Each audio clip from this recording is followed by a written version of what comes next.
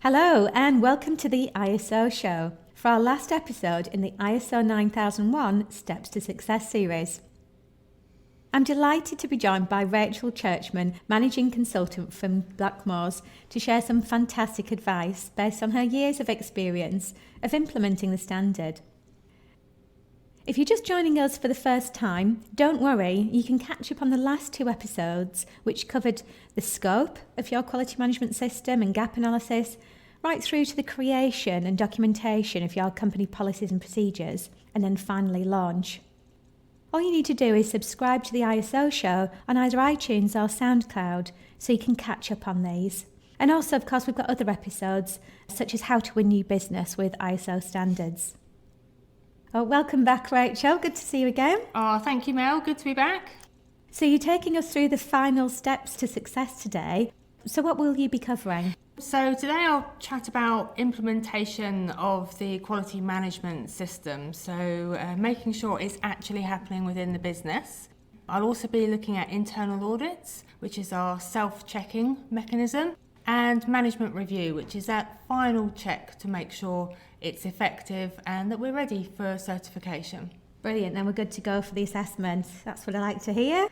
Great, so let's dive straight into the implementation then. So in the last episode we talked about the creation and launch of the system. So how on earth do we reach out to all employees and ensure that they're actually following the quality management system? So obviously the important part is the launch, really. We need to make sure everyone is aware of the management system and its purpose and the role they play in it. The next thing we need to be doing is making sure that everyone is aware of the policies and procedures, making sure they're available where they need to be used, so at point of use, and making sure that they reflect reality within the business. So a lot of making sure it's happening is talking to people, making sure that there's no misunderstanding, everyone's aware of what they should be doing. A good management system will reflect reality in a business anyway, so there shouldn't be any shocks, surprises or anything drastically new in the management system. Possibly the quality manager or whoever's responsible for running the management system, they're probably going to have the most sort of new elements, if you like, to look after. So again, it's just making sure that you've got the records, the monitoring, the measuring tools in place to make that as easy and as straightforward as possible, really. Okay, that's great. And what would you say the biggest mistake would be for companies if they're implementing management systems?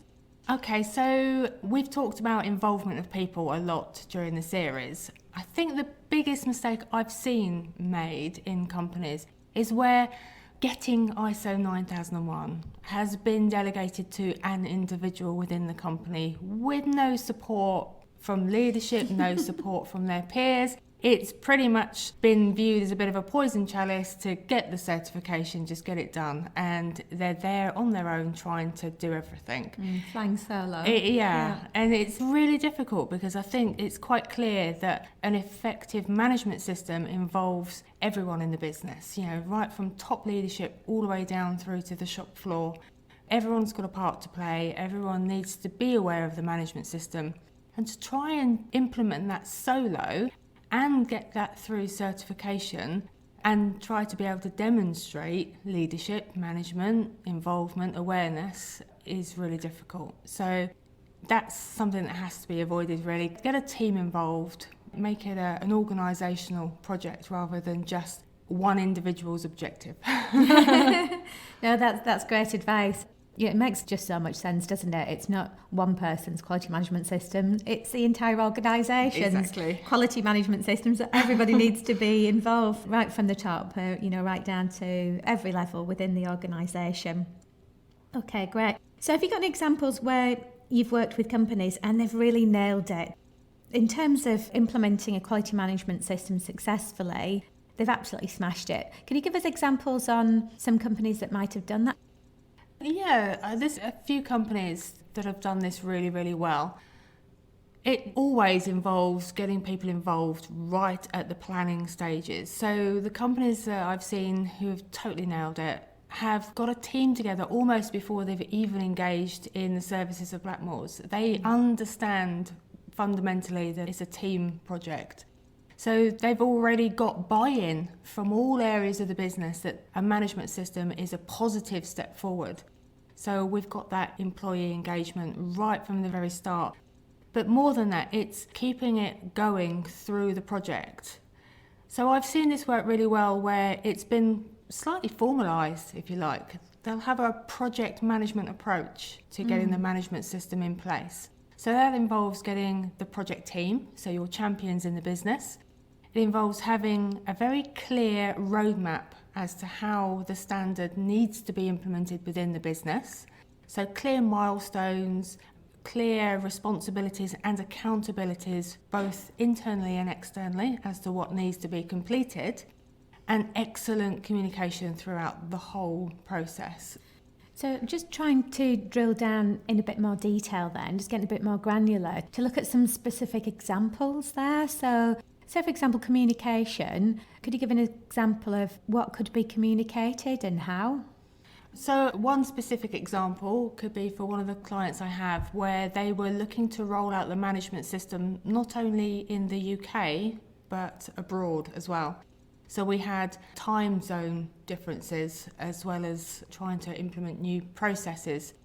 So from a communication point of view, we made sure that we had representation from that office, which was actually in India, on the management team for the system, and we involved them in all of the key meetings. So we would have teleconferences that we would arrange to be at a time suitable for the overseas office rather than the UK office.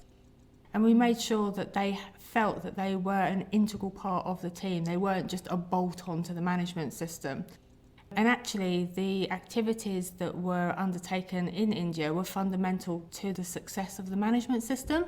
So it was vital that they were fully on board and fully immersed in the whole project. So the person in India then, was that an operations manager or an office manager? We had both actually, it wasn't just one person. So it was a facilities person, there was an operations person, and there was also sort of an office manager type role there. So we covered all areas in that office. And I think the success of the project and the way it was rolled out to that extended location was seamless. Could have been an office down the road, not an office over in India. Excellent. Okay, lovely. So how do we know when a company's ready for the assessment then? Okay, so if you talk to a client, they're never going to be ready for assessment because but that's just a confidence thing. I think as consultants, we understand when a company's ready for assessment primarily through doing our own internal self-checking. So internal auditing is a requirement of the standard. It's not something that's just there to get you ready for certification. That process is ongoing. So once you're certified, you continue to self-check through internal auditing. But prior to assessment, it helps us understand where processes, procedures, policies are actually being followed, implemented, more importantly, understood within the business. So we are verifying and testing awareness as well. And we're not expecting everything to be perfect. I think we'd be quite worried if everything was perfect and, there were no issues or no tweaks to be made to the management system. But what we are also looking for is that the business takes the findings that we raise in our internal audit and effectively manages those and uses them to improve the management system. So takes corrective action, makes improvements, acts on any opportunities for improvement that might be raised. So for those listeners that haven't had any experience of an internal audit, it might sound a bit daunting. Could you share with us what an internal audit experience is like with you? Hopefully it's not a scary experience. I'll say that first of all. It's an inclusive experience, so it's not something that we would ever spring on somebody. The whole point of an internal audit is to understand how the business is running, how it's working with its management system, to get feedback from the business as to how the management system's working for them. I think that's a really good point. Not many people think of it in that way. From feedback that I've received in the past is that people think of audits as a tick box exercise, when it's not, is it? No. And it's really encouraging to hear you mention about the listening and sharing and getting that understanding from them, as well as just checking that it's compliant as well. Yeah, absolutely. So how do you do that then? So it's easy, really. You engage your auditee. So communication is a big theme. You communicate with them prior to the audit, so there's no surprises. They understand when you're coming, what you're looking to see, who you might want to speak to, what records, documents, evidence you might want to have a look at. Essentially, it's the procedures, the policies that they own in their area of operation. So they should know it inside out, in theory, because they've probably been doing it for years anyway. So it shouldn't actually be that daunting, should it? It should be just showing off what they do on a daily basis. Well, they know their area of operation better than I do. And it's also an opportunity for them to have a voice, because if they know a better way of doing something or a more efficient way of achieving something, and perhaps the policy's not reflecting that or the procedure's not reflecting that, it's an opportunity for them to sort of bring that to our attention, because it could be that there's an opportunity for improvement that we wouldn't see without having that open and honest conversation. So following on from that then, hopefully everything's compliant. And everybody's, as you said, it's not just about making sure it's compliant, but it's establishing whether everybody understands it, they've got access to it, and they're following it. So once that's been achieved, what's the next stage then before the assessment? Is there anything else that needs to be done? Yeah, there's one other element called management review that we do need to complete before stage 2. I personally prefer to get it completed before stage 1. And that's more of a holistic review of the management system. So there is a formal requirement to conduct management review. It's a process, although some companies find it easy to hold it as a meeting, but there is no requirement for it to be just a meeting. But the important thing is there are specific inputs and outputs required from a management review, which the standard very helpfully details and documents for you. So it almost writes an agenda for a meeting. And we need to just cover all of those elements, make sure that we've got feedback from the business, that we are taking results from activities that we've undertaken. So for instance, internal audits will have raised issues, findings. We're looking to see whether there's anything in there that needs to be changed, whether there are any trends we need to be aware of, things that are sort of maybe emerging. We will be monitoring and measuring whatever we've decided is important to the business to monitor and measure to enable fact-based decision making.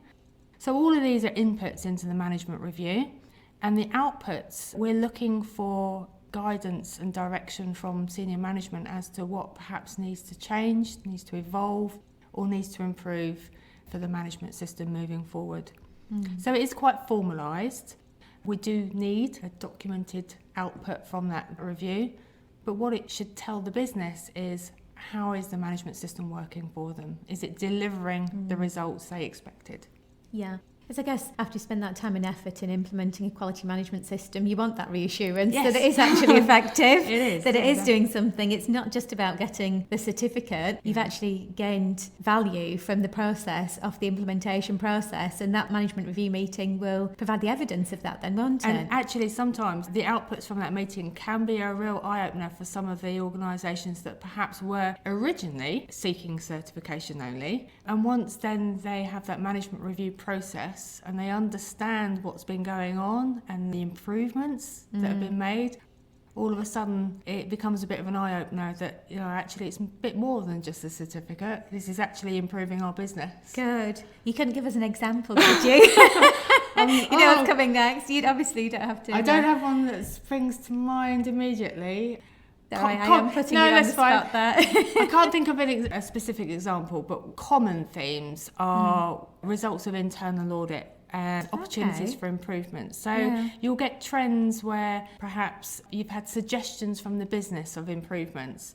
And these ideas within their own workforce have probably been around for years, but because they've never been formally raised... And they've never had an opportunity to raise them. Yeah, and they haven't had the opportunity to suggest things, they come as a bit of a surprise. And actually, I've had a few times in management review where managers have said, well, why don't we think of that? Oh, that's fantastic. But it's great to be able to capture those suggestions, get it raised at a senior level and hopefully get it implemented. Yes. And then, going back into the workforce, I'm sure that can only increase morale if they feel as they are being listened to and their suggestions for improvement and will make a difference to the business. Yeah, so I think that's a good point. The communication is vital from management review, making sure that the outputs of management review get fed back into the business so that those people that have raised opportunities for improvement and suggestions can see that they've been listened to, they've been acted upon, and they're going to be more likely to come up with suggestions in the future if they know something's actually going to happen with them. Which brings us back to that planning phase in episode 1, doesn't it, when we're looking at opportunities for improvement, risks as well, and opportunities, and feeding that into the quality management system. Well, I think that's a great place to end, actually, because obviously the next stage is just the assessment, isn't it? I say just the assessment, but obviously there's a little bit more to it than that. But if you would like to find out about what to expect in an assessment, we have recorded a podcast. It was back in episode 3 on what to expect during an assessment. So that does cover stage 1 and stage 2, the assessment.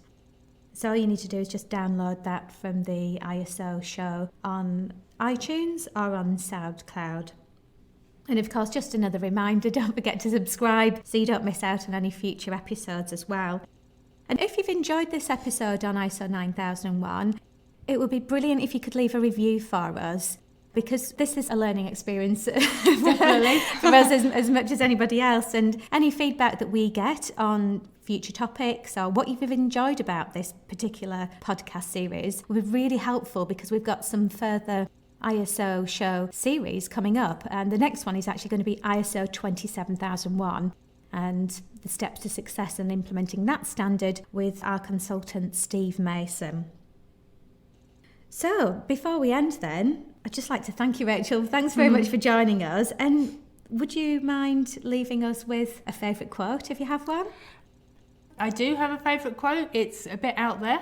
Okay, the quote is, "New life is formed from extinction and death." And it's by Charles Darwin. So obviously Charles Darwin, when he was talking about this, he was trying to explain the origin of species. And he knew a thing or two about that. He did know a thing about it. And the fact that life finds a way, that it evolves and improves with each evolution. And for me, I think this applies to the world around us every day. Change is a constant theme. Change can also be that scary word when you're implementing a management system, but it should be embraced as a new and exciting beginning. You should be looking forward to change rather than mourning the loss of something that perhaps was antiquated or didn't work in the past. And I think that ISO standards, they promote the ethos of continual improvement, and I think that just kind of supports that quote. Awesome. Thank you very much for that, Rachel. And thanks once again for joining